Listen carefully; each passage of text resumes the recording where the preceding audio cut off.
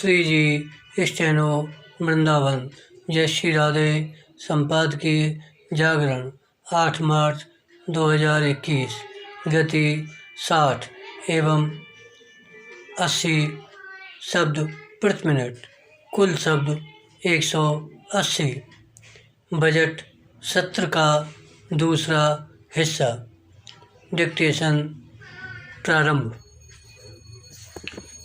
संसद के बजट सत्र के दूसरे चरण में अच्छी खासी राजनीतिक गहमा-गहमी देखने को मिल सकती है, क्योंकि एक तो विपक्षी दलों के परोक्ष प्रत्यक्ष समर्थन से कृषि कानून विरोधी आंदोलन जारी है और दूसरे कई राज्यों के विधानसभा चुनाव होने जा रहे हैं बराम।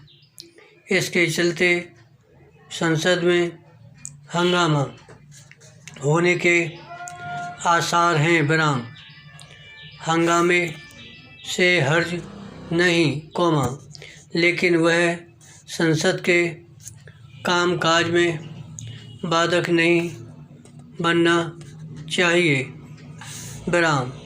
विपक्ष अपने सवालों के जवाब तभी हासिल कर सकता है, जब वह सदन चलने दे बराम।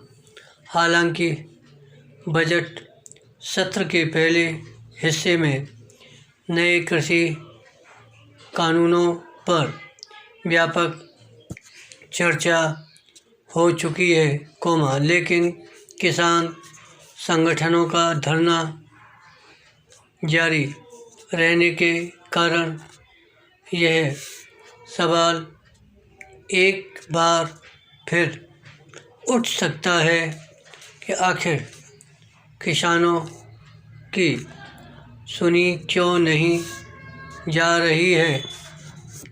ऐसे सवाल उठाने की तैयारी करने वाले इससे परिचित हों तो बेहतर कि ये किसान नेता हैं, जो कुछ सुनने समझने को तैयार नहीं बराम।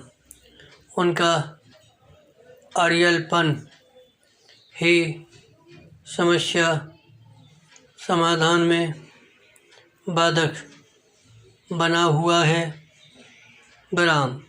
किसानों के मसले के अलावा सरकार को इस पर भी घेरा जा सकता है कि वह निजीकरण पर इतना जोर क्यों दे रही है।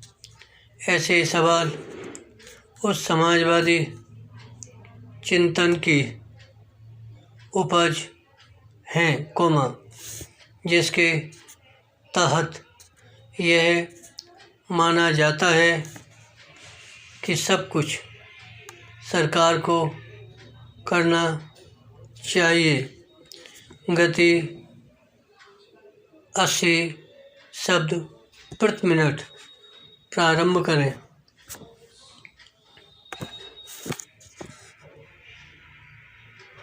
संसद के बजट सत्र के दूसरे चरण में अच्छी खासी राजनीतिक गहमा-गहमी देखने को मिल सकती है, क्योंकि एक तो विपक्षी दलों के परोक्ष प्रत्यक्ष समर्थन से कृषि कानून विरोधी आंदोलन जारी है और दूसरे कई राज्यों के विधानसभा चुनाव होने जा रहे हैं बराम। इसके चलते संसद में हंगामा होने के आसार हैं बराम।